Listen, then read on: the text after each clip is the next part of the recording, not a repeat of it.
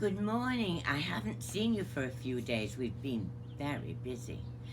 I'll tell you about that later. Let's sing our morning song, and those of you who can join in with me. Good morning, I hope you're well today. The sun is shining, the sky is blue, the flowers are sparkling just like you. Good morning, I hope you're well today. Have a nice day. And this is the story today. The Spiffiest Giant in town. Today we have a visiting giraffe. Oh, here he is, look. He's going to go to someone in Nassau. And today I've put out some great big palms that someone has given us. These come from a great big coconut tree, and you can use them to display things in. You can put it like a bowl because it holds water. You can do lots of things. Some people carve them. Oh, and here's Spotty. And this, can we look down here? Look, this is a real coconut, and you can see it's coming up, and we're going to plant that, and soon, well, in a few years, we'll have a real big palm tree. And here is a lovely flower, but we think it's a weed, so someone's bound to tell us. But we've got them all over our garden because it rained and it rained and it rained, so everything is growing. They say the April showers are going to bring blooming flowers in May. Anyhow, let me tell you my story today. And the author, that's the person that wrote this, also wrote one of my very favorites, Room on the Broom and the Gruffalo. This is about a giant. Look how tall he is. Okay, here we go. Ooh, it's a very thick one. There it is. The Spiffiest Giant in Town by Julia Donaldson and pictures by Axel Scheffler. We've seen him a lot.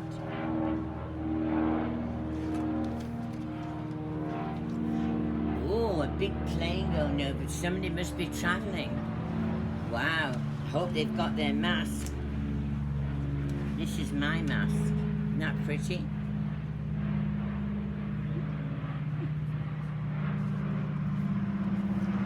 George was a giant, the scruffiest giant in town.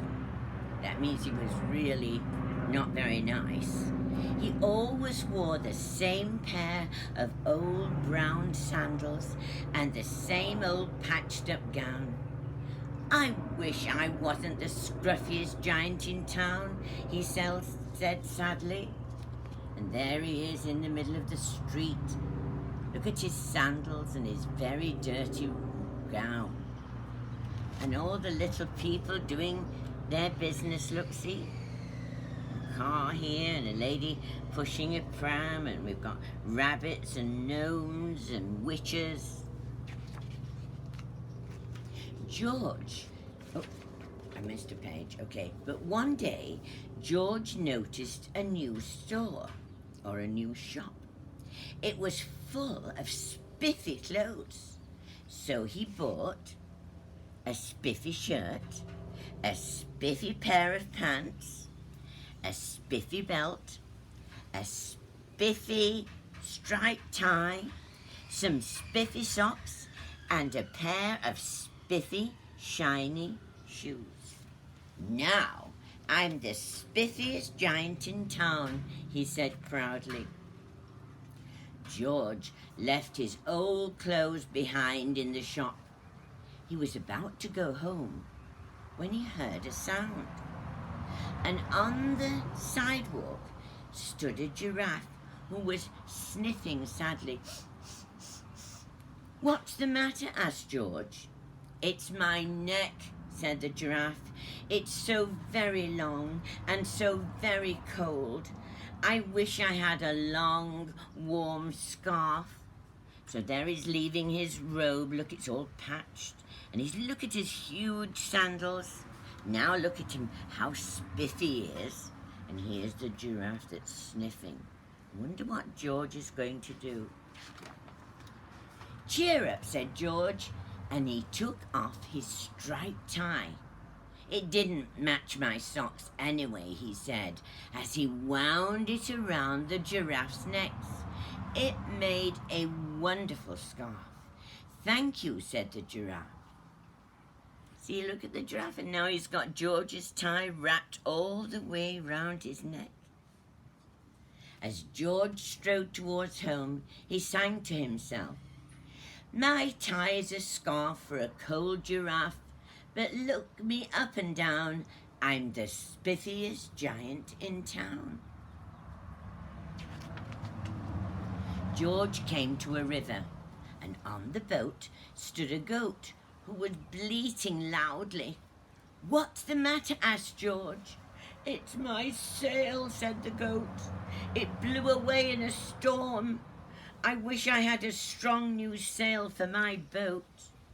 There's the goat in the boat, and he's lost his sail because it blew away in a sail. There we are in a storm, and now he wants a new one. I wonder if George can help him. Oh, cheer up, said George, and he took off his new white shirt. It keeps coming untucked anyway, he said, as he tied it to the mast of the goat's boat. It made a magnificent sail. Thank you, said the goat. Now look, poor old George's shirt. It's tied it on, the goat's happy. Now George hasn't got a shirt and he hasn't got a tie.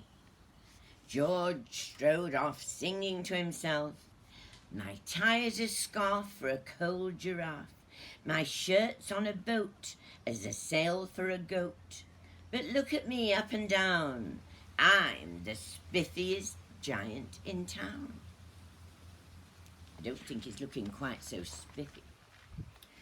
George came to a tiny ruined house. Beside the house stood a white mouse with lots of baby mice. They were all squeaking. What's the matter? Asked George. It's our house, squeaked the mouse.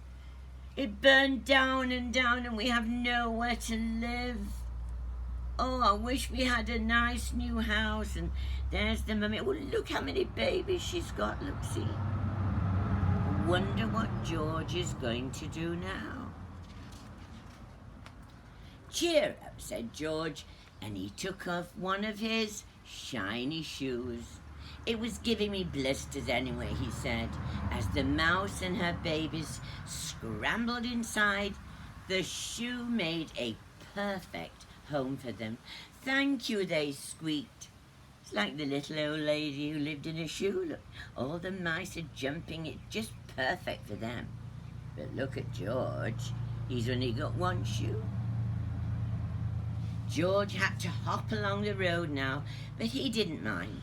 As he hopped, he sang to himself, my tie is a scarf for a cold giraffe. My shirt's on a boat as a sail for a goat. My shoe is a house for a little white mouse. But look at me up and down. I'm the spiffiest giant in town. George came to a campsite. Beside a tent stood a fox who was crying. What's the matter? Asked George. It's my sleeping bag, said the fox. It dropped in a puddle. Oh, I wish I had a warm, dry sleeping bag. And there's the fox. Look there, he had the sleeping bag on there, and off it fell in the storm. Now he's got nowhere to go in the camp. Can't sleep on the floor. He needs his sleeping bag. Cheer up, said George, and he took off one of his socks. It had diamonds on the side. It was tickling my nose anyway, he said, as the snot fox snuggled into it. It made a very fine sleeping bag. Thank you, said the fox. There's the fox. Look, there is a sock with the diamond on the side. They're all looking because he's got a very snug sleeping bag. Look at George. Now he's lost his sock and his shoe and his shirt and his tie. George hopped on singing to himself. My tie is a scarf with a cold giraffe. My shirt's on a boat as a sail for a goat. My shoe is a house for a little white mouse. One of my socks is a bed for a fox. But look at me up and down. I'm the spiffiest giant in town.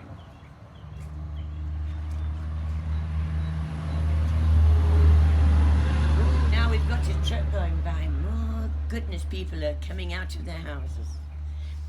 George came to a big squishy bog, and beside the bog stood a dog. What's the matter, said George. It's this bog, said the dog. I need to get across it, but I keep getting stuck in the mud. There's the dog in the bog, and now he's stuck in the mud. I wish there was a safe, dry path. What could he use now? Oh, cheer up, George, said. He took off his spiffy new belt. It was squeezing my tummy anyway, he said, as he laid it down on the bog. Look, see?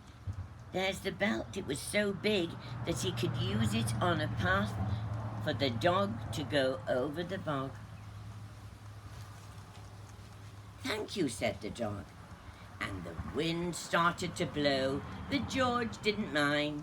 He hopped on, singing to himself. My tie is a scarf for a cold giraffe.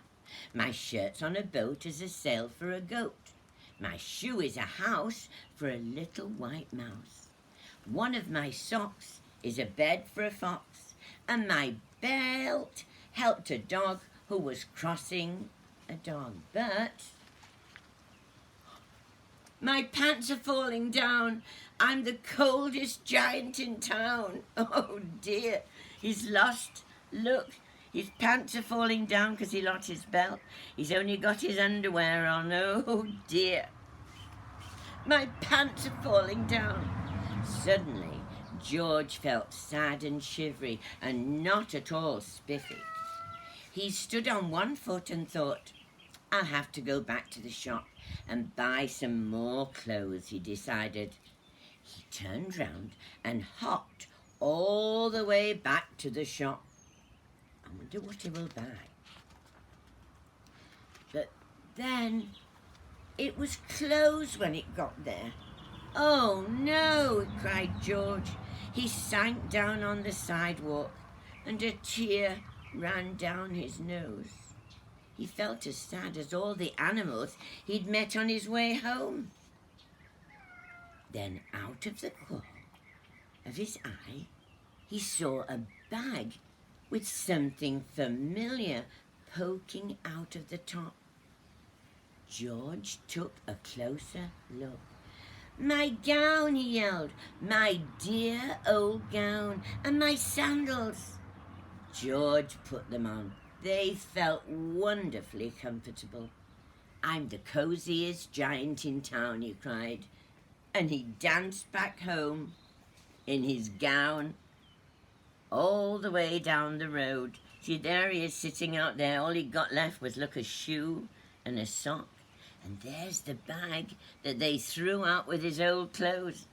Now he's got his old patchy gown and his sandals. I think he's leaving behind his pants and his socks. Outside his front door stood all the animals he had helped, and they were carrying an enormous present. Come on, George, they said, open it. George untied the ribbon. Inside was a beautiful gold paper, a gold paper crown, and a card. Look inside the card, George, said the animals. And George put on the crown and he opened the card. And inside it said, you gave your scarf to a cold giraffe, your shirt on a boat as a sail for a goat. Your shoe is a house for a little white mouse. One of your socks is a bed for a fox. Your belt helped a dog crossing a bog. So here is a very fine crown to go with the sandals, and you're one of the kindest giants in town. I like this where they made a mistake and they crossed it off, and there's the little sailboat, and there's the giraffe, there's the mouse in the house, and the goat in the boat, and here he is in his gown, fox in the socks, and there's his beautiful new paper crown. Isn't that lovely? So now he's not the spiffiest giant in town, but he's the coziest giant in town. So bye for now, we'll be back soon. Bye.